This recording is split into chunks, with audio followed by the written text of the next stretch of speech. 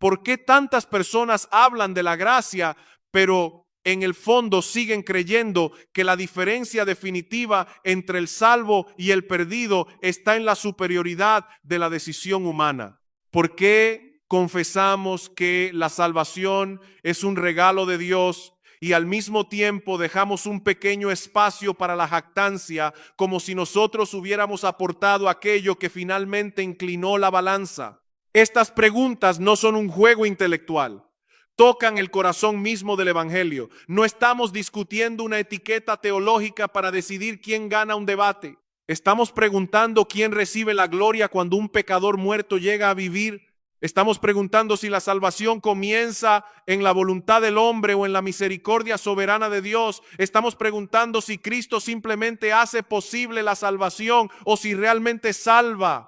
Romanos 9 coloca estas cuestiones delante de nosotros con una claridad que incomoda a la autosuficiencia humana. Pablo trata allí la elección soberana de Dios y precisamente por eso surgen preguntas, resistencias y objeciones. El tema suele despertar controversia porque toca una de las zonas más sensibles del corazón. Nuestro deseo de conservar algún mérito, alguna capacidad decisiva, alguna razón para pensar que fuimos más sabios, más sensibles o más espirituales que quienes rechazaron el Evangelio. Pero antes de entrar en la historia de esta controversia, debemos fijar una convicción. Una doctrina de la gracia que no aumenta nuestro amor por Cristo ha sido entendida de manera defectuosa. Si después de hablar de elección, redención, regeneración y perseverancia terminamos orgullosos, fríos o agresivos, no hemos descendido al corazón del asunto. La gracia humilla al pecador, exalta al Salvador y produce adoración. La verdad no nos fue dada para inflar la mente, sino para inclinar las rodillas. Cuando hablamos de las doctrinas de la gracia, nos referimos a un conjunto de enseñanzas bíblicas que describen cómo Dios salva a pecadores incapaces de salvarse a sí mismos. Hablamos de la corrupción radical del ser humano, de la elección incondicional, de la obra eficaz de Cristo por su pueblo, del llamamiento poderoso del Espíritu Santo y de la perseverancia de los santos. No son 5 ideas aisladas. Forman una visión coherente de la salvación en la que todo comienza en Dios, depende de Dios y termina en la gloria de Dios. Sin embargo, estas doctrinas no deben ser tratadas con ligereza ni usadas como armas contra hermanos que discrepan. La firmeza doctrinal no exige arrogancia. Podemos sostener convicciones profundas y al mismo tiempo hablar con respeto, paciencia y caridad. El propósito no es levantar controversias innecesarias, sino traer luz donde hay confusión y dirigir la mirada hacia la grandeza del Salvador. Para comprender por qué existe esta disputa, conviene recordar brevemente su contexto histórico. A finales del siglo XVI apareció la figura de Jacobo Arminio, un pastor y teólogo holandés formado inicialmente dentro de una tradición profundamente reformada. Arminio reconocía que la voluntad humana había sido herida, debilitada y esclavizada por el pecado. Admitía que nadie puede acercarse a Dios sin la ayuda de la gracia. Hasta ahí parecía existir un terreno común. La diferencia surgió al preguntar si la gracia de Dios es solamente necesaria o también suficiente para asegurar la salvación. Arminio sostenía que Dios concede una gracia que hace posible que todos respondan, pero que esa gracia puede ser resistida definitivamente. Según esa perspectiva, Dios ofrece, capacita y llama, pero la decisión final que distingue al creyente del incrédulo queda en manos de la voluntad humana. Y aquí debemos detenernos. Si 2 personas reciben exactamente la misma gracia, escuchan el mismo evangelio y poseen la misma capacidad espiritual para responder por qué una cree y la otra no, ¿dónde está la diferencia última?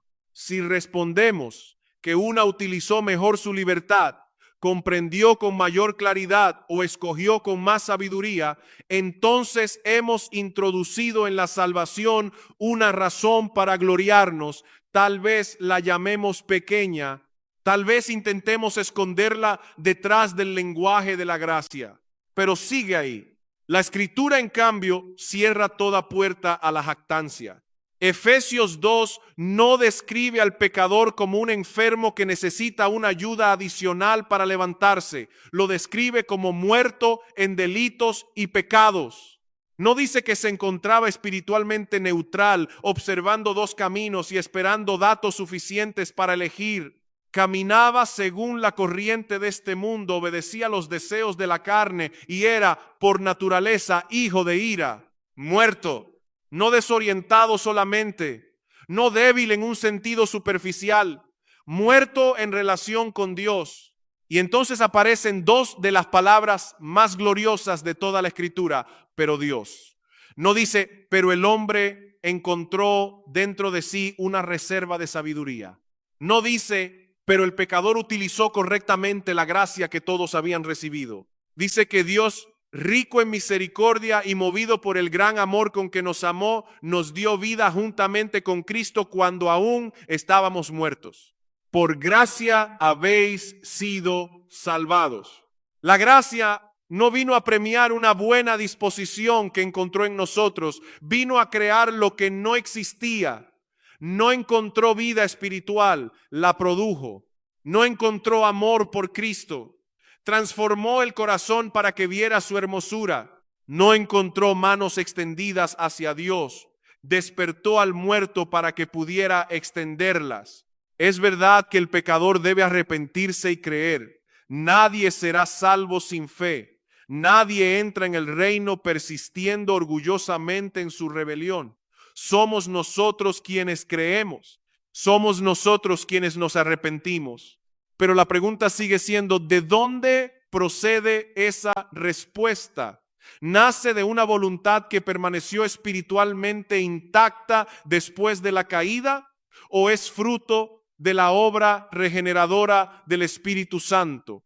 La enseñanza bíblica responde que nadie puede venir a Cristo a menos que el Padre le atraiga. El corazón natural no necesita simplemente mejores argumentos, necesita ser renovado. No necesita una presión emocional más intensa, necesita vida.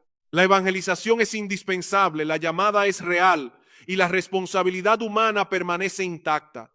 Pero detrás de la respuesta del pecador está la misericordia de un Dios que abre los ojos, cambia la disposición del corazón y concede fe. Esto destruye nuestra superioridad. El creyente no puede mirar al incrédulo y decir, yo fui más inteligente. No puede contemplar su salvación como el resultado de haber tomado una decisión más noble. Solo puede decir, yo estaba perdido, pero Dios tuvo misericordia de mí. La gracia deja al pecador con las manos vacías y el corazón lleno de gratitud.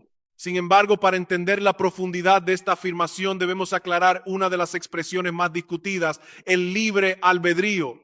¿Es el ser humano un títere? ¿Elige realmente? ¿Puede actuar según sus deseos? Y si puede hacerlo, ¿por qué decimos que no puede venir a Cristo por sí mismo? La respuesta comienza distinguiendo entre libertad natural y esclavitud moral, porque el problema no es que el pecador no pueda escoger lo que desea. El problema es mucho más profundo. Su corazón caído no desea al Dios verdadero. El ser humano elige, toma decisiones reales, actúa conforme a sus deseos, sopesa alternativas, responde a motivos y sigue aquello que en cada momento considera más conveniente. En ese sentido, no somos marionetas movidas por fuerzas externas. Cuando una persona peca, peca voluntariamente. Cuando rechaza el evangelio, no lo hace porque Dios la obligue a rechazarlo, sino porque su corazón prefiere otras cosas antes que a Dios. Pero aquí debemos distinguir con cuidado. Una cosa es afirmar que el hombre escoge lo que desea y otra muy distinta sostener que después de la caída conserva dentro de sí el deseo santo de venir a Dios. La cuestión no es si la voluntad funciona, la cuestión es que ama esa voluntad. Un hombre puede encontrarse ante dos deseos opuestos. Puede querer cuidar su salud y al mismo tiempo apetecer aquello que sabe que le perjudica. Al final, escogerá conforme al deseo dominante. La elección es suya, pero no surge en el vacío. Está gobernada por aquello que su corazón considera más deseable en ese momento. Lo mismo ocurre espiritualmente, aunque de una manera mucho más profunda. El pecador actúa conforme a su naturaleza caída. No viene a Cristo porque tal como es por naturaleza no quiere venir a Cristo. Jesús lo expresó con una claridad solemne. No queréis venir a mí para que tengáis vida. No dijo simplemente, no habéis recibido información suficiente. Fue al centro del problema. No queréis. El obstáculo está en el corazón. Por eso los reformadores hablaron de una voluntad esclavizada al pecado. No quisieron decir que el hombre carece de capacidad para razonar, amar a su familia, trabajar, tomar decisiones o realizar actos socialmente admirables. Querían decir que ninguna de sus facultades permanece moralmente intacta delante de Dios. La mente, los afectos, la conciencia y la voluntad han sido alcanzados por la corrupción del pecado. Cuando la Escritura declara que no hay quien busque a Dios, no está afirmando que nadie pueda interesarse por la religión. El mundo está lleno de personas religiosas. El ser humano puede construir templos, seguir rituales, perseguir experiencias espirituales e incluso adoptar una disciplina moral muy rigurosa. Pero otra cosa es buscar al Dios verdadero en los términos que Él ha revelado, para su gloria y dependiendo de su gracia. El corazón natural quiere una espiritualidad que no le obligue a rendirse. Quiere paz sin reconciliación. Quiere sentido sin arrepentimiento. Quiere un Dios manejable que confirme sus deseos, pero no al Señor Santo que exige su corazón entero. Incluso cuando hace algo externamente correcto, puede hacerlo movido por razones que colocan al propio yo en el centro. Un hombre puede mantenerse fiel a su esposa porque teme perder su reputación. Puede cuidar generosamente de sus hijos porque encuentra su identidad en ser admirado como buen padre. Puede cumplir su palabra porque desea preservar una imagen honorable. Esas acciones son mejores que la infidelidad, el abandono o la mentira. La sociedad debe reconocer esa diferencia. La Biblia misma enseña que los seres humanos caídos todavía conservan la imagen de Dios, aunque dañada y distorsionada. Los no creyentes pueden amar, sacrificarse, cumplir promesas y realizar acciones beneficiosas. Jesús afirmó que incluso hombres malos saben dar cosas buenas a sus hijos. Por tanto, la corrupción humana no significa que toda persona sea tan cruel como podría llegar a ser, ni que sea incapaz de hacer algo relativamente bueno. Pero una obra plenamente buena delante de Dios debe nacer de la fe, realizarse en dependencia de Él y buscar por encima de todo su gloria. Y eso es precisamente lo que el corazón no regenerado no puede producir. Puede imitar la forma exterior de la virtud, pero no puede ofrecer a Dios la adoración que le corresponde. El pecado ha alcanzado la raíz. Por eso quizá sea más claro hablar de corrupción radical. La palabra radical no significa necesariamente extrema en cada manifestación, viene de la idea de raíz. Significa que el mal no está solamente en algunas ramas del comportamiento. Ha penetrado hasta el centro de la personalidad humana. No somos personas esencialmente sanas con unas pocas costumbres equivocadas. Necesitamos algo más profundo que educación, disciplina o reforma moral. Necesitamos un corazón nuevo. Y aquí llegamos a otra expresión que suele ser malentendida: gracia irresistible. Algunas personas escuchan esas palabras e imaginan que Dios arrastra hacia Cristo a pecadores que gritan y luchan porque desean permanecer lejos de Él. Piensan en una salvación impuesta contra la voluntad, pero esa caricatura no representa la enseñanza bíblica. Dios no salva al pecador ignorando su voluntad, salva transformándola. El problema del hombre es que ama las tinieblas. Si se le dejara en su condición natural, continuaría escogiendo aquello que corresponde a esa naturaleza. No hace falta obligarle a huir de Dios. Lo hace libremente. No hace falta forzarle a preferir el pecado. Su propio corazón se inclina hacia él. Imagina dos aves colocadas delante de alimentos distintos. Un ave de rapiña escogerá aquello que corresponde a sus apetitos. Otra ave se dirigirá hacia las semillas. Ambas eligen sin violencia, pero cada una lo hace conforme a su naturaleza. Para que cambie radicalmente la elección, tendría que cambiar primero la disposición interior que produce esa preferencia. Eso es lo que Dios realiza en la regeneración. No toma a un pecador que ama a Cristo y le obliga a acercarse contra su deseo.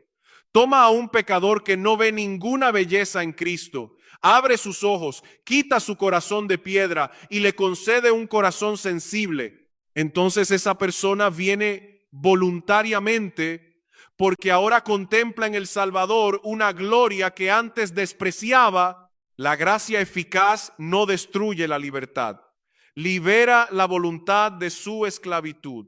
Cristo dijo: si el Hijo os libertare, seréis verdaderamente libres. La libertad real no consiste en conservar la capacidad de permanecer esclavos para siempre. Consiste en ser liberados para conocer, amar y escoger el bien. Antes de la regeneración, el pecador puede hacer lo que quiere, pero no puede querer a Dios de una manera santa. Cuando el Espíritu le da vida, no se convierte en menos humano. Por primera vez empieza a responder a Dios según el propósito para el cual fue creado. La promesa del nuevo pacto lo expresa de manera preciosa.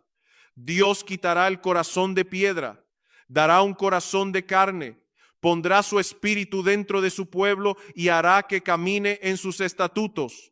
No se trata de una presión externa que deja intacta la rebelión interior. Se trata de una renovación tan profunda que la obediencia comienza a brotar desde un nuevo afecto.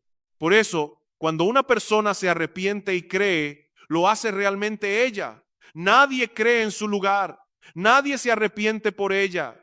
Pero si preguntamos por qué pudo ver a Cristo como digno de confianza mientras otros continúan rechazándolo, la respuesta final no está en alguna superioridad oculta de su voluntad. Está en la misericordia regeneradora de Dios. Y esto nos conduce a una pregunta todavía más difícil. Si Dios es quien concede vida y cambia el corazón, ¿significa que los elegidos serán salvos aunque nunca crean, nunca se arrepientan y nunca vengan a Cristo? La respuesta bíblica es un no absoluto. La elección es incondicional, pero la salvación nunca ocurre sin arrepentimiento y fe. Comprender esa distinción será esencial para no convertir la soberanía de Dios en una excusa para la incredulidad. La elección de Dios es incondicional, pero la salvación no ocurre sin arrepentimiento y fe. Esa distinción debe quedar grabada con claridad, porque confundirla produce dos errores opuestos. Algunos piensan que si Dios ha elegido soberanamente a quienes salvará, entonces creer y arrepentirse dejan de ser necesarios. Otros, al escuchar que la Escritura manda creer y arrepentirse, concluyen que la elección divina debe depender de una condición previamente cumplida por el ser humano. La Biblia no enseña ninguna de esas cosas. Cuando afirmamos que la elección es incondicional, queremos decir que la razón última por la que Dios escogió a unos para salvación no se encuentra en ellos. No vio de antemano una virtud espiritual, una sensibilidad superior o una fe nacida independientemente de su gracia. La causa de la elección está en Dios mismo, en el propósito santo de su voluntad. Eso no significa que Dios elija caprichosamente. No actúa de manera irracional ni arbitraria. Dios siempre tiene razones perfectas, sabias y justas para todo lo que hace. Pero esas razones no se originan en algún mérito previsto en nosotros. La elección no es el premio entregado a quienes Dios sabía que tomarían una mejor decisión. Es una manifestación de misericordia hacia personas igualmente culpables e indignas. Efesios 1 declara que fuimos escogidos según el beneplácito de su voluntad. Romanos 9 refuerza esta verdad al hablar de Jacob y Esaú. Antes de que los hermanos nacieran, antes de que hubieran hecho bien o mal, Dios estableció su propósito conforme a la elección, no por las obras, sino por aquel que llama. ¿Por qué subraya Pablo que todavía no habían nacido ni habían hecho nada bueno o malo? Porque quiere cerrar la puerta a la idea de que Dios eligió a Jacob porque previó que sería moralmente superior a Esaú. La elección ocurrió antes de que cualquiera de los dos pudiera presentar una obra como fundamento de la decisión divina.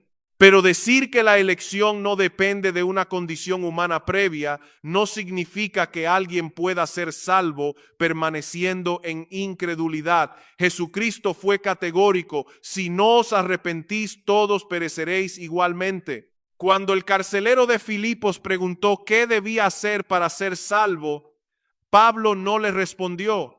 Intenta descubrir si eres elegido, le dijo: cree en el Señor Jesucristo y serás salvo. La llamada del evangelio es real.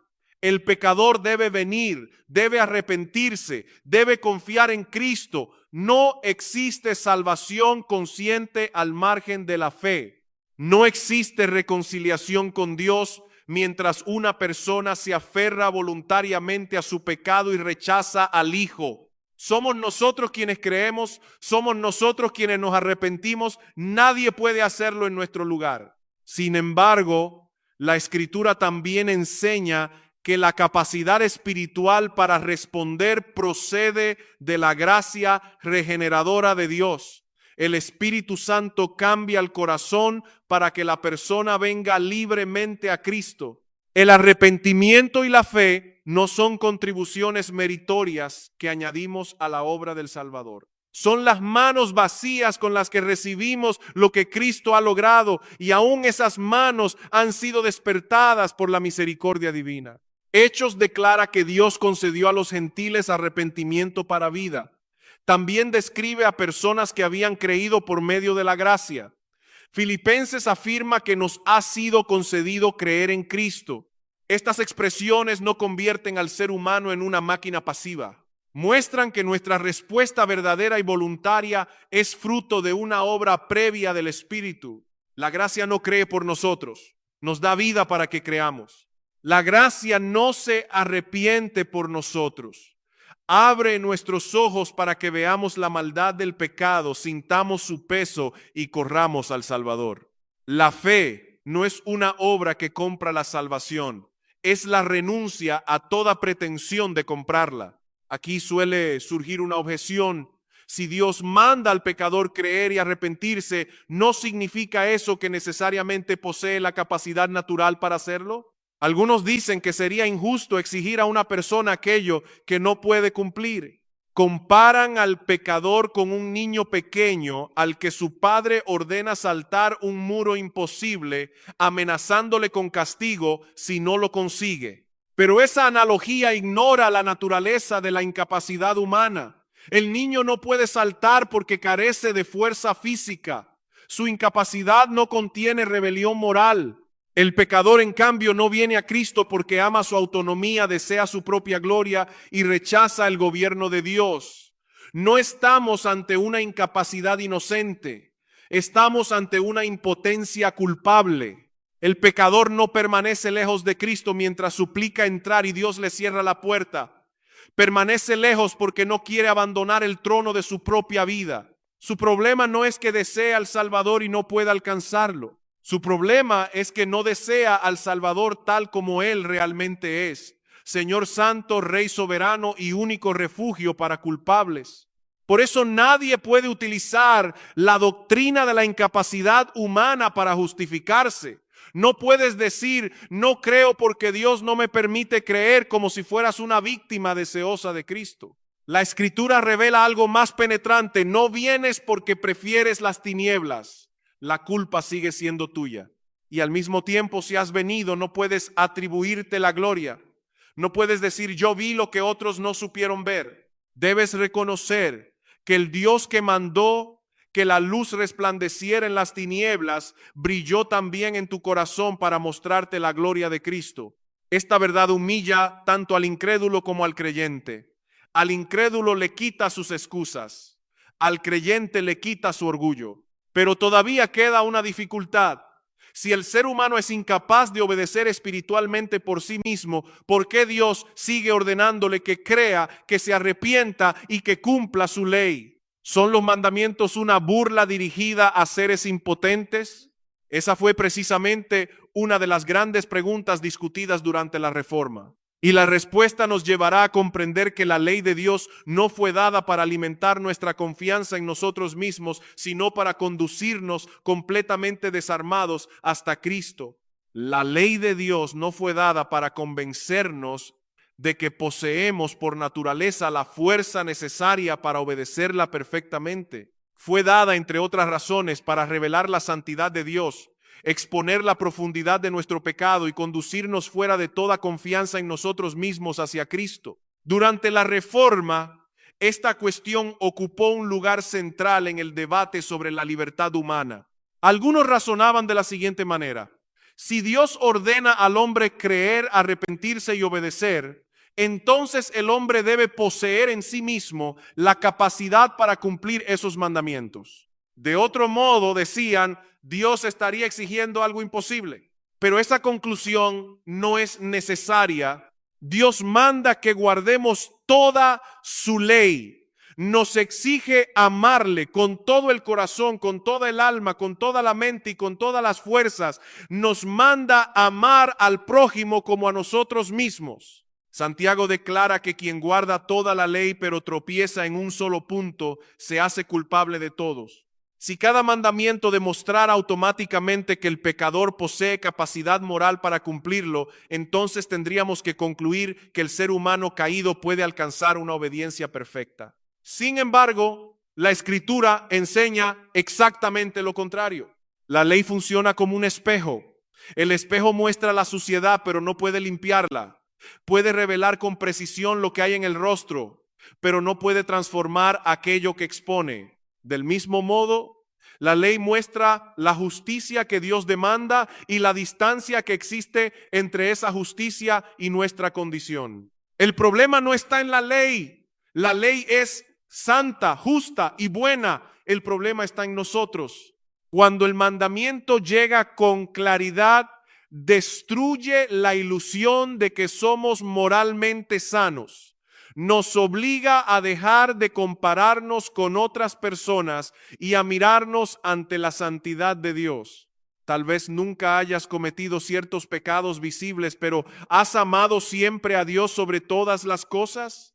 ¿Ha sido cada pensamiento puro? ¿Ha nacido cada palabra de la verdad y del amor? ¿Has utilizado cada recurso, cada capacidad, cada minuto para su gloria? La ley cierra nuestra boca. No fue dada para ofrecernos una escalera por la que podamos subir hasta Dios. Fue dada para mostrarnos que la escalera está fuera de nuestro alcance y que necesitamos un mediador que descienda hasta nosotros. Pablo dice que la ley fue nuestro guía para llevarnos a Cristo. Nos despoja de excusas, rompe nuestra justicia propia y señala la única obediencia perfecta que puede salvarnos: la obediencia de Jesús. Cristo no vino a reducir las exigencias divinas para que pudiéramos alcanzarlas. Vino a cumplirlas. Vivió la vida que nosotros debíamos vivir. Amó al Padre sin interrupción. Obedeció sin reservas. Resistió toda tentación. Y luego llevó en la cruz la condenación de quienes habían quebrantado la ley. La ley que nos acusa encuentra su cumplimiento y satisfacción en él. Por eso el pecador no debe escuchar los mandamientos de Dios y responder: haré un esfuerzo mayor hasta volverme digno. Debe decir: no tengo en mí la justicia que Dios exige, necesito a Cristo. Una doctrina que muestra la incapacidad humana pero no conduce al Salvador solo deja desesperación. Sin embargo, la Biblia revela nuestra impotencia para que abandonemos falsas esperanzas y corramos hacia aquel que puede hacer en nosotros lo que jamás podríamos producir por nosotros mismos. Dios no solo manda el arrepentimiento y la fe, también obra en su pueblo el querer y el hacer conforme a su buena voluntad. El Antiguo Testamento ofrece una ilustración luminosa. Durante el reinado de Ezequías, el pueblo llevaba mucho tiempo sin celebrar correctamente la Pascua. El rey envió mensajeros por Israel llamando a los habitantes a volver al Señor y obedecer su palabra. La invitación era verdadera, la responsabilidad del pueblo era real. Debían humillarse, regresar y acudir a Jerusalén. Muchos se burlaron de los mensajeros. Eso revela la disposición natural del corazón. La llamada fue escuchada, pero algunos la despreciaron. No les faltó sonido en los oídos, les faltó amor por Dios. El mismo mensaje que para unos fue motivo de burla llevó a otros a humillarse y acudir. ¿Dónde estuvo la diferencia? El relato no permite que los obedientes se gloríen. Después de describir su respuesta, afirma que la mano de Dios estuvo sobre ellos para darles un solo corazón y hacer lo que había sido ordenado conforme a la palabra del Señor. Ellos obedecieron realmente. Nadie caminó hacia Jerusalén en su lugar, pero detrás de esa obediencia estuvo la acción poderosa de Dios dando disposición, unidad y deseo.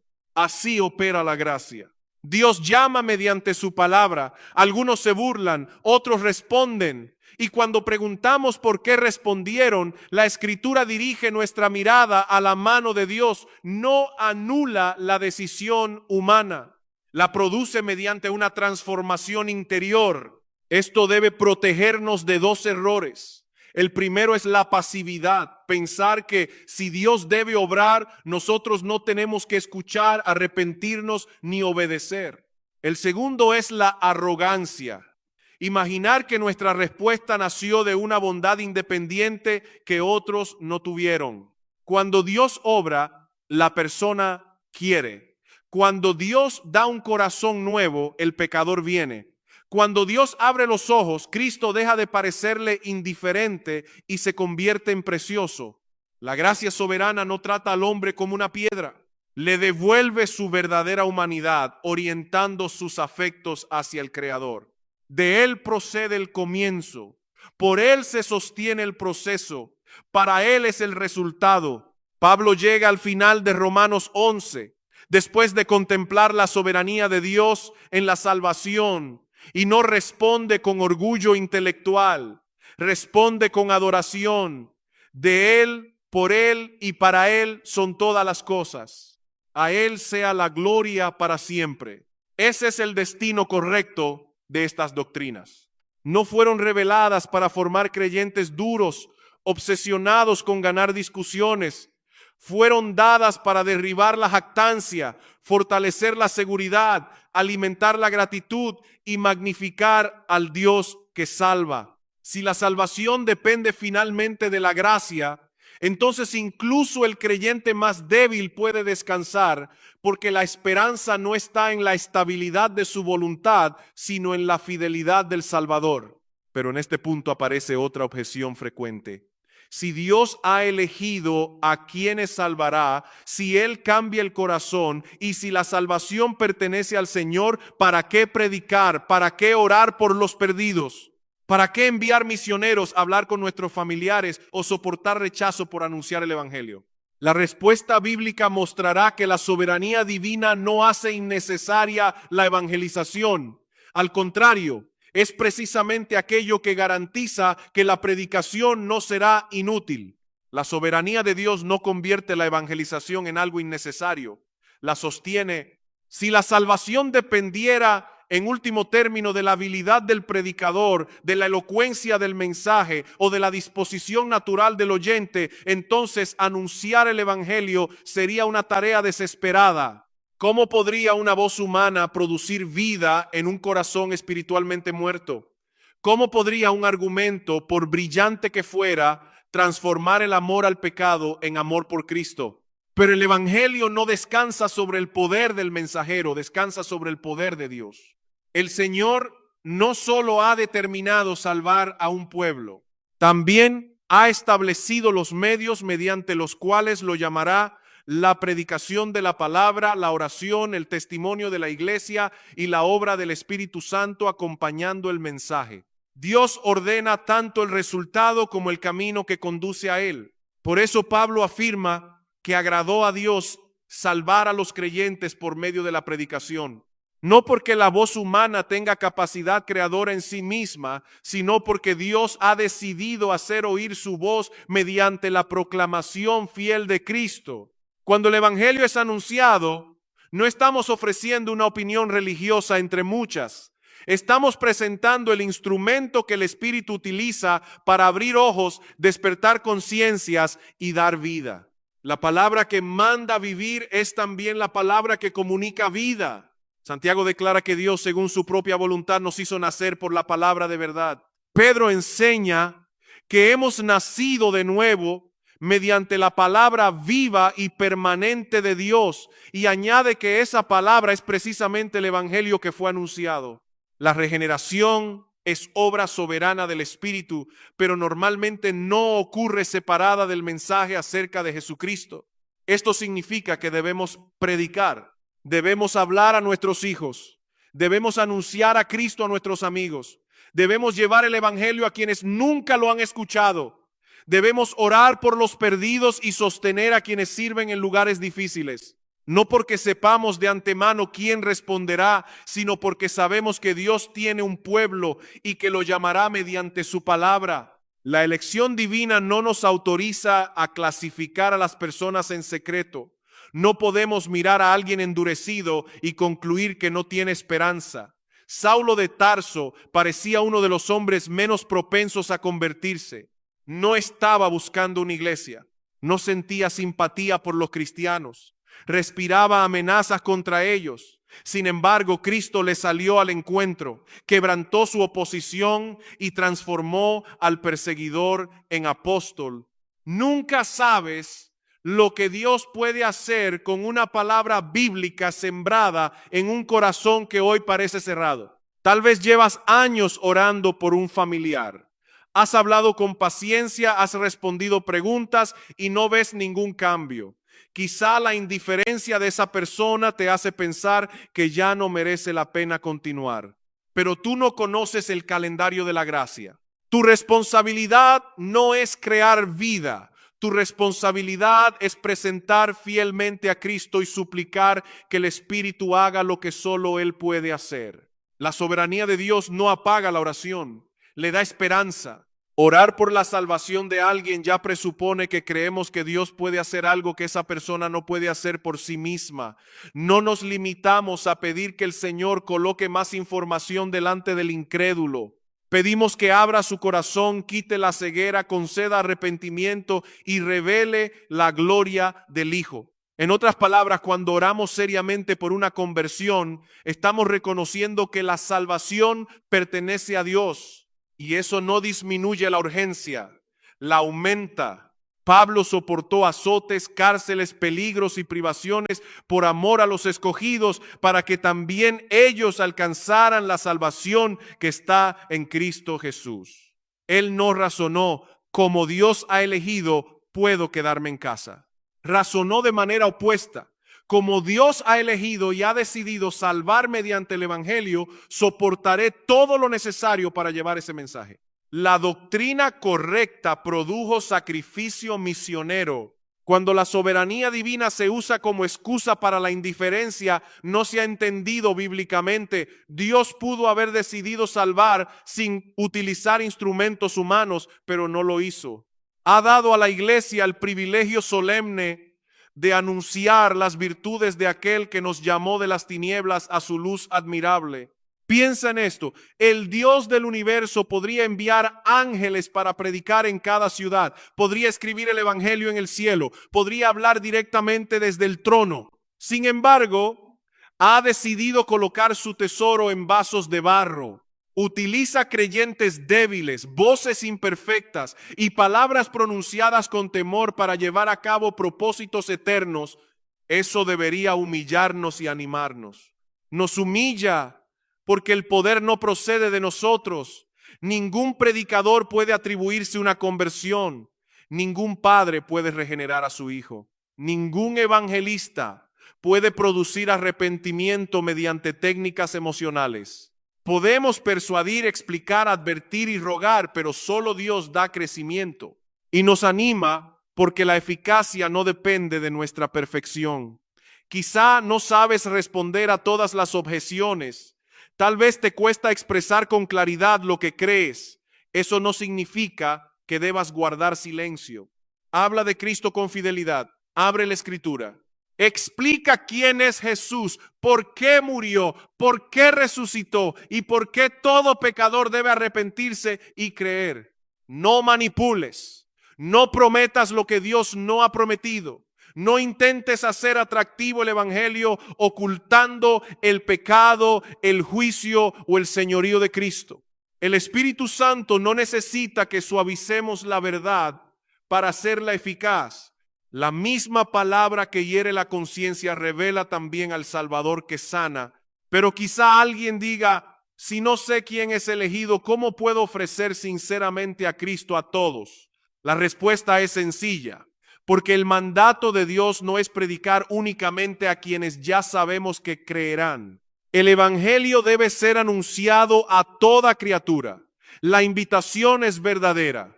Todo aquel que venga a Cristo será recibido. Nadie que se acerque arrepentido descubrirá una puerta cerrada. La elección pertenece al consejo secreto de Dios. La llamada del evangelio pertenece a nuestra obediencia pública. No tenemos permiso para mirar detrás del decreto eterno. Tenemos una orden clara: proclamar a Cristo crucificado y resucitado. Y cada vez que lo hacemos, podemos confiar en que la palabra no regresará vacía. Para algunos será olor de muerte, para otros olor de vida, pero nunca será inútil. Aún así, queda una cuestión pastoral decisiva. Si todo depende de la gracia, ¿qué produce esta verdad en la vida del creyente? ¿Orgullo por pertenecer al grupo correcto? ¿Frialdad hacia quienes discrepan? ¿Pasividad espiritual? Si esas son las consecuencias, hemos aprendido términos, pero todavía no hemos comprendido la gracia. Si la gracia ha sido entendida correctamente, no produce superioridad, sino asombro. El creyente no contempla al incrédulo desde una altura moral, como si hubiera nacido con mejor disposición espiritual. Se ve a sí mismo en la misma masa caída, bajo la misma culpa, incapaz de producir la vida que necesitaba, y confiesa: si hoy amo a Cristo es porque Él me amó primero. La elección soberana no coloca una corona sobre la inteligencia del creyente. Le quita toda corona para depositarla a los pies del Salvador. Por eso resulta profundamente contradictorio utilizar las doctrinas de la gracia para alimentar el orgullo. ¿Cómo puede alguien jactarse de haber sido rescatado cuando reconoce que estaba muerto? ¿Cómo puede despreciar a otros quien sabe que si Dios lo hubiera dejado a la inclinación natural de su corazón, habría continuado rechazando la verdad? La gracia no dice que éramos mejores, dice que Dios fue misericordioso. Esto también debe gobernar la manera en que hablamos con hermanos que no comparten todas nuestras conclusiones doctrinales. La verdad importa. No debemos tratar las diferencias como si fueran irrelevantes. La forma en que entendemos la condición humana, la elección, la expiación, la regeneración y la perseverancia afecta nuestra comprensión del evangelio. Pero defender la verdad no nos autoriza a abandonar la paciencia, la justicia o el amor. Podemos corregir sin humillar. Podemos argumentar sin caricaturizar. Podemos sostener convicciones firmes sin atribuir malas intenciones a toda persona que discrepa. Hay creyentes sinceros que aman profundamente a Cristo y sin embargo no han llegado a las mismas conclusiones sobre cada aspecto de estas doctrinas. Una teología que nos vuelve incapaces de escuchar todavía necesita ser sometida a la cruz. La firmeza bíblica y la ternura pastoral no son enemigas. Cristo habló con una autoridad que nadie podía refutar, pero también recibió a los débiles, enseñó con paciencia a sus discípulos y restauró al que había caído. La verdad del Señor nunca fue blanda, pero tampoco fue cruel. Las doctrinas de la gracia también producen seguridad. Si la salvación hubiera nacido finalmente de nuestra voluntad independiente, su permanencia dependería de la estabilidad de esa misma voluntad. Y sabemos cuán variable puede ser el corazón humano. Hoy sentimos fervor, mañana atravesamos sequedad, en un momento hablamos con convicción, unas horas después luchamos con dudas, cansancio y temor. ¿Qué esperanza tendría el creyente si la obra de Dios descansara sobre la constancia de sus emociones? Pero la salvación comienza en el propósito eterno del Padre, fue asegurada mediante la obra suficiente del Hijo y es aplicada por el poder del Espíritu Santo. El Dios que da vida no abandona descuidadamente la obra de sus manos.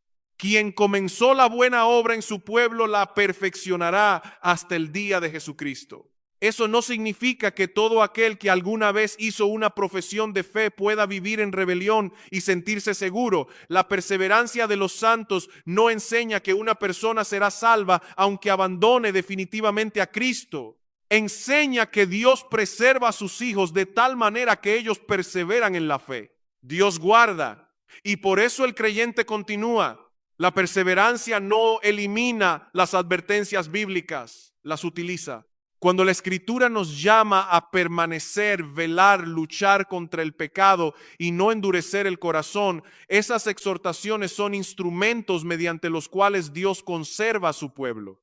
El creyente verdadero escucha la advertencia, tiembla, se arrepiente y vuelve a Cristo. La seguridad cristiana no es una almohada para la indiferencia, es un ancla para la obediencia. Muchos confunden la soberanía de la gracia con pasividad espiritual. Piensan, si Dios lo hace todo, entonces no necesito esforzarme. Pero Pablo, el gran defensor de la gracia soberana, también habló de luchar, correr, disciplinar el cuerpo, hacer morir el pecado y ocuparse en la salvación con temor y temblor. ¿Existe contradicción? No. Porque añade inmediatamente que Dios es quien produce en nosotros tanto el querer como el hacer por su buena voluntad. La gracia que inicia la vida cristiana también sostiene la santificación. No reemplaza nuestro esfuerzo, lo hace posible. No obedecemos para conseguir que Dios nos acepte. Obedecemos porque hemos sido aceptados en Cristo. No luchamos contra el pecado para convertirnos en hijos. Luchamos porque el Padre ya nos ha adoptado y su Espíritu habita en nosotros. Cuando Dios salva a una persona, no se limita a modificar su destino futuro, cambia la dirección presente de su vida. El pecado que antes gobernaba comienza a ser resistido. La palabra que antes parecía aburrida empieza a alimentar el alma. La oración deja de ser únicamente una obligación externa y se convierte aún con debilidad en el clamor de un hijo. La iglesia deja de ser un lugar que se visita y se convierte en la familia a la que se pertenece. Esto no sucede de manera perfecta ni instantánea. El creyente todavía lucha. Puede atravesar temporadas de frialdad, caer gravemente y necesitar corrección. Pero ya no puede relacionarse con el pecado de la misma manera. Hay una guerra donde antes había paz con la rebelión. La ausencia absoluta de lucha debería preocuparnos más que la presencia de la lucha. Si alguien afirma haber recibido un corazón nuevo, pero vive satisfecho bajo el dominio del pecado, no debe consolarse repitiendo una doctrina correcta. La elección no puede utilizarse para proteger una vida impenitente. Nadie tiene derecho a decir, soy escogido, mientras rechaza persistentemente al Cristo al que los escogidos aman. ¿Cómo sabemos que pertenecemos a Dios? No intentando leer el decreto eterno, sino mirando los frutos presentes de su gracia. Estoy confiando en Cristo. Me duele el pecado. Deseo obedecer, aunque lo haga con mucha debilidad. Regreso al Salvador cuando caigo. Persevero en la fe porque sé que no tengo otro refugio. La fe puede ser débil y seguir siendo verdadera. Una llama pequeña continúa siendo fuego, pero debe estar dirigida hacia Cristo. La seguridad, no descansa en la intensidad de nuestros sentimientos, sino en el objeto de nuestra confianza, el Hijo de Dios crucificado y resucitado. Estas doctrinas también producen gratitud. Cuando comprendemos que la salvación es de Dios de principio a fin, la adoración deja de ser una formalidad. ¿Por qué tuvo misericordia de nosotros? No podemos señalar una cualidad que le obligara. Solo podemos contemplar el puro afecto de su voluntad y reconocer que fuimos amados gratuitamente. Pero precisamente aquí el corazón humano levanta una acusación. ¿Es justo que Dios elija a unos y no a otros? ¿Qué ocurre con quien desea venir y teme no haber sido escogido? La respuesta pastoral de la Escritura no consiste en enviar al pecador a investigar los secretos de la eternidad. Consiste en poner delante de él a Jesucristo y declarar con toda claridad: quien viene a él no será rechazado. Nadie debe intentar descubrir si ha sido elegido antes de acudir a Cristo. La Biblia nunca presenta el decreto eterno de Dios como una puerta que el pecador debe abrir antes de creer. Presenta a Jesucristo, lo anuncia crucificado por pecadores, resucitado de entre los muertos y dispuesto a recibir a todo aquel que viene a él con arrepentimiento y fe. Cuando una persona escucha la doctrina de la elección y pregunta con angustia: ¿y si yo no estoy entre los escogidos? La respuesta pastoral no es conducirla a una especulación interminable, es preguntarle: ¿quieres venir a Cristo? ¿Reconoces tu pecado? ¿Ves que no puedes salvarte? ¿Estás dispuesto a abandonar toda confianza en ti mismo y descansar únicamente en Él? Si vienes, serás recibido. Jesús no dijo: al que viene a mí primero le mostraré el libro secreto de los decretos. Dijo: al que a mí viene no le echo fuera. La invitación del Evangelio no es una trampa. Cristo no llama públicamente a los pecadores mientras secretamente rechaza a quienes se acercan quebrantados. Todo aquel que clama por misericordia encuentra en él un Salvador suficiente. El problema del pecador no es que quiera venir y Dios se lo impida. El problema es que por naturaleza no quiere al Cristo verdadero. Puede querer alivio de las consecuencias del pecado. Puede querer paz de conciencia, protección, bienestar o una esperanza para después de la muerte, pero no quiere abandonar su autonomía ni someterse al señorío del Hijo. Por eso no debes esconderte detrás de la elección para justificar tu incredulidad. No digas: no puedo creer porque tal vez Dios no me ha escogido. La pregunta inmediata es otra: ¿por qué rechazas a Cristo? ¿Qué pecado amas más que a Él? ¿Qué parte de tu vida no quieres rendir? ¿Qué gloria personal te resulta más preciosa que la gloria de Dios? Tu impotencia es real, pero no es inocente. Una persona encadenada contra su voluntad puede pedir que la liberen. El pecador, en cambio, ama las cadenas, decora la prisión, defiende al carcelero y llama libertad a su esclavitud. No está fuera de Cristo porque desea demasiado la santidad y no consigue alcanzarla. Está fuera porque prefiere gobernarse a sí mismo. Y sin embargo, el mismo Cristo al que rechazas es poderoso para cambiar aquello que no puedes cambiar. Considera al paralítico que llevaba años tendido junto al estanque de Betesda. Jesús se acercó y le dio una orden que humanamente parecía imposible: levántate, toma tu camilla y anda. El hombre no poseía en sus piernas la capacidad natural para cumplir aquel mandato.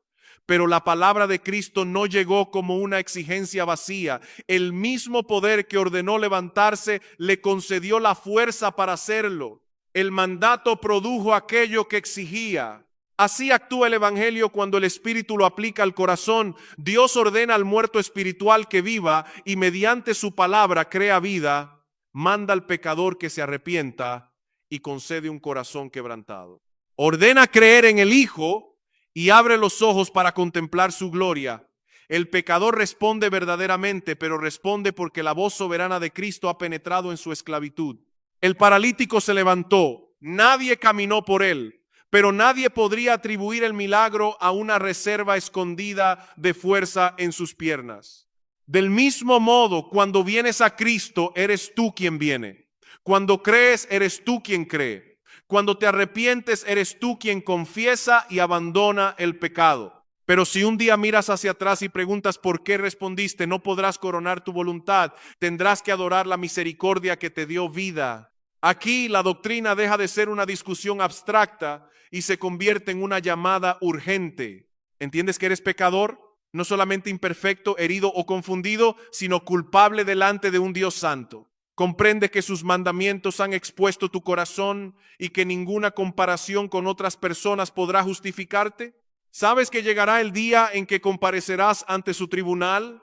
Entonces no te refugies en argumentos. Ven a Cristo. No esperes sentirte digno. No esperes reparar primero tu vida. No intentes producir por ti mismo una pureza que puedas presentar como entrada. El Evangelio no llama a los sanos que han conseguido arreglarse, sino a pecadores que reconocen que necesitan misericordia. Cristo obedeció donde tú desobedeciste. Murió bajo la condenación que tú merecías. Resucitó demostrando que su sacrificio fue aceptado. Y ahora llama a todos los que están cansados de sostener su propia justicia. No hay pecado que supere el valor de su sangre. No hay culpa demasiado profunda para su gracia. No hay corazón tan endurecido que su espíritu no pueda transformarlo. El perseguidor puede convertirse en apóstol. El orgulloso puede ser humillado. El religioso puede descubrir que necesita nacer de nuevo. El quebrantado puede encontrar descanso. Pero no confundas la amplitud de la misericordia con permiso para aplazar la respuesta. Las puertas de la salvación están abiertas, pero tu vida no te pertenece. No sabes cuánto tiempo seguirás oyendo la llamada, el pecado endurece. La demora fortalece la ilusión de que mañana será más fácil rendirse. Hoy, si escuchas su voz, no endurezcas tu corazón. Y tú, que ya has creído, recuerda de dónde fuiste rescatado. No uses la elección para mirar con desprecio al perdido. Mírale con compasión. Ora, habla, sirve, suplica. El mismo Dios que venció tu resistencia puede vencer la suya. Las doctrinas de la gracia no deben cerrar nuestros labios, sino abrirlos. No deben enfriar nuestras lágrimas por los perdidos, sino profundizarlas. No deben hacer que el creyente se sienta parte de una élite teológica, sino de un pueblo de mendigos que recibió pan por pura misericordia. La pregunta final, entonces, no es solamente si podemos explicar correctamente la elección, la regeneración o el llamamiento eficaz. La pregunta es, ¿qué clase de iglesia produce esta verdad? ¿Una iglesia orgullosa o adoradora? ¿Pasiva o misionera? ¿Dura con el débil o tierna con quien lucha? ¿Confiada en sus fórmulas o dependiente del Espíritu? La gracia que salva también debe dar forma a nuestra vida, nuestra comunión, nuestra evangelización y nuestra adoración. Y cuando todo sea llevado a su conclusión, solo una voz deberá escucharse por encima de todas, no la del hombre que se atribuye el mérito, sino la de la iglesia confesando que de Dios, por Dios y para Dios son todas las cosas. Cuando Pablo contempla la soberanía de Dios en la salvación, no termina su razonamiento celebrando la agudeza del teólogo, termina adorando porque de Él, por Él y para Él son todas las cosas. A Él sea la gloria para siempre. Esa es la cima a la que deben conducirnos las doctrinas de la gracia.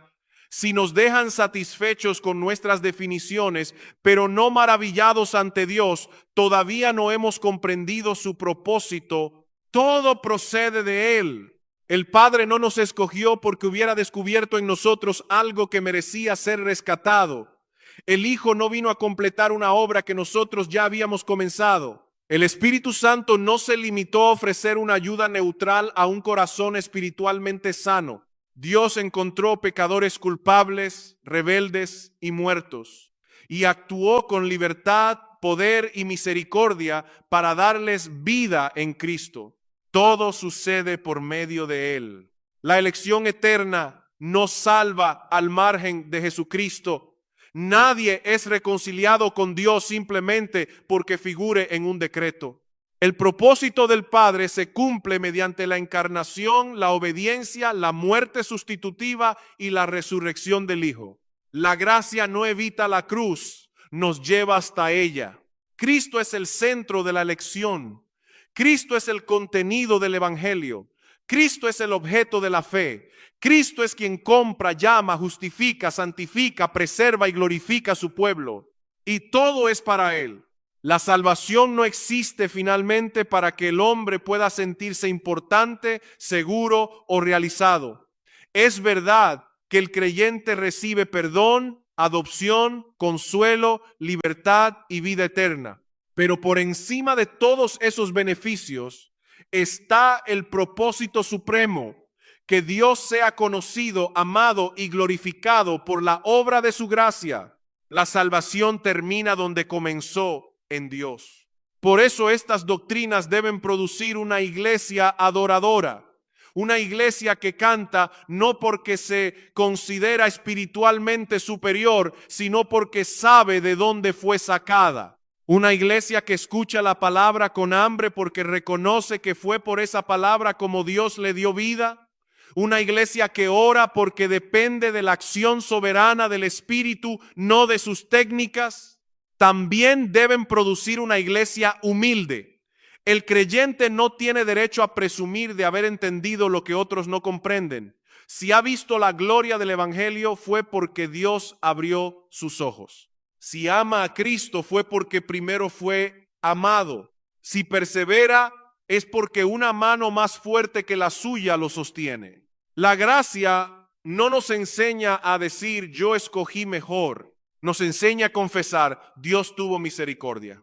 Pero esa humildad no significa debilidad doctrinal. Podemos hablar con convicción acerca de la corrupción humana, la elección incondicional, la obra eficaz de Cristo, el llamamiento del Espíritu y la perseverancia de los santos. Podemos defender estas verdades porque creemos que brotan de la Escritura. Lo que no podemos hacer es defender la gracia sin mostrar gracia. El orgullo doctrinal es una contradicción espiritual. Estas verdades también deben producir una iglesia perseverante. Si Dios salva mediante su palabra, seguiremos predicando aunque no veamos resultados inmediatos. Si Él concede arrepentimiento, seguiremos orando por el corazón endurecido. Si Cristo recibe al que viene, seguiremos invitando a los pecadores. Si el Espíritu crea vida, no manipularemos emociones para fabricar decisiones. Predicaremos a Cristo, no una versión reducida de Cristo, no un Cristo presentado como accesorio para alcanzar prosperidad, estabilidad emocional o éxito personal. Proclamaremos al Hijo de Dios crucificado, resucitado, soberano y suficiente. Diremos al pecador que debe arrepentirse. Le advertiremos del juicio. Le mostraremos la gravedad de su rebelión, pero también le anunciaremos que hay perdón completo para quien se refugia en Jesús. Tal vez tú has escuchado toda esta enseñanza y sigues intentando esconderte detrás de una objeción. Dices, no puedo venir si Dios no cambia mi corazón. Pero escucha con cuidado. Cristo está siendo presentado delante de ti. Se te ordena venir. Se te llama a abandonar tu pecado y confiar en Él. ¿Qué te impide hacerlo? No puedes culpar a la elección por tu amor a las tinieblas. No puedes convertir el decreto secreto de Dios en una excusa para una rebelión que tú mismo eliges. Tu rechazo es tuyo, tu incredulidad es culpable. El pecado que te ata no es una cadena que amas menos que a Cristo. Es una cadena que sigues defendiendo, pero el mismo Salvador que manda venir puede darte la vida para responder. No tienes que resolver todos los misterios de la soberanía divina antes de clamar por misericordia. No tienes que comprender perfectamente la relación entre la responsabilidad humana y el propósito eterno. Debes mirar a Cristo. Debes reconocer que no puedes salvarte. Debes abandonar tu justicia imaginaria y descansar en su obra perfecta. Si vienes, no serás rechazado. El obstáculo no es una puerta cerrada en el cielo. El obstáculo está en un corazón que ama su independencia. Pero Cristo sabe quebrar la resistencia sin destruir al pecador. Sabe quitar el corazón de piedra y dar un corazón de carne. Sabe hacer que el orgulloso se humille, que el ciego vea y que el muerto viva. El mensaje original concluye precisamente llamando al incrédulo a no usar la elección como refugio para su incredulidad, sino a venir ahora a Cristo, cuyas puertas de salvación permanecen abiertas para quien cree. Y tú, que ya eres creyente, vuelve a contemplar la misericordia que te encontró. Quizá tu fe está débil, tal vez has atravesado una temporada de frialdad, culpa o confusión.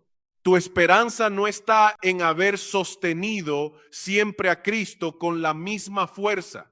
Está en que Él no abandona a los que compró. Vuelve a su palabra, confiesa tu pecado, busca la iglesia, ora incluso cuando la oración parezca difícil. No porque esas prácticas compren la gracia, sino porque son medios mediante los cuales el Dios de gracia alimenta, corrige y preserva a sus hijos. La soberanía de Dios no mata la responsabilidad, la establece. La elección no elimina la fe, la produce. La regeneración no destruye la voluntad, la libera. La perseverancia no anima la negligencia, sostiene la obediencia. La evangelización no contradice el decreto de Dios, es uno de los instrumentos escogidos para cumplirlo. Por tanto, que nadie salga de esta verdad exaltando un sistema humano, que nadie coloque una etiqueta donde debe estar Cristo, que nadie convierta un misterio santo en combustible para la vanidad. Miremos al Salvador. Él buscó a quienes no le buscaban, dio vida a quienes estaban muertos, justificó a culpables, adoptó a enemigos y llevará a su pueblo hasta la gloria. De Él es la iniciativa, por Él viene el poder, para Él será la alabanza, a Él sea la gloria para siempre. This world is endless, so wide, so far, but somehow I'm still lost in you.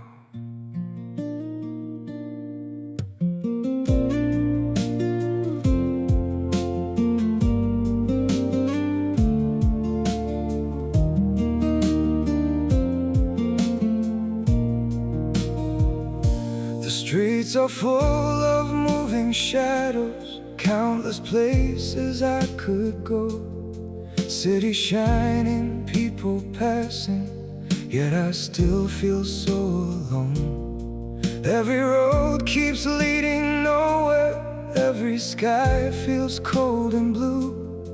In this world so vast and open, I'm still lost in missing you. The world is wide, so wide before me, but I keep losing my way.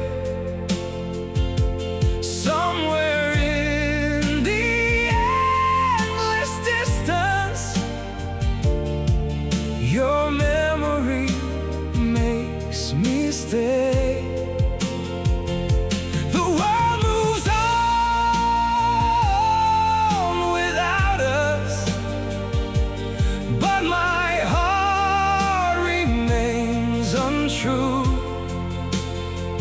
For no matter where these feet may wander,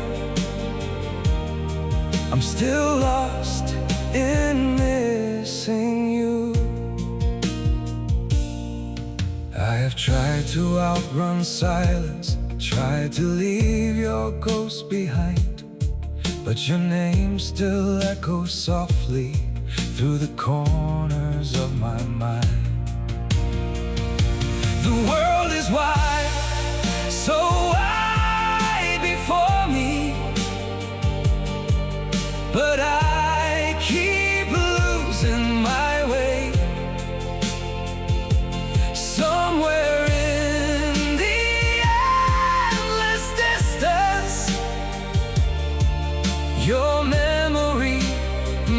makes me stay. The world moves on without us, but my heart remains untrue. For no matter where these feet may wander, I'm still lost in missing you. Maybe someday I'll stop searching for your face in every crowd, but until that day, this broken heart will keep calling your name out. The world is wide, so wide before me, but I keep losing my way. Somewhere in the endless distance, your memory makes me stay. The world moves on without us, but my heart remains untrue. For no matter where these feet may wander, I'm still lost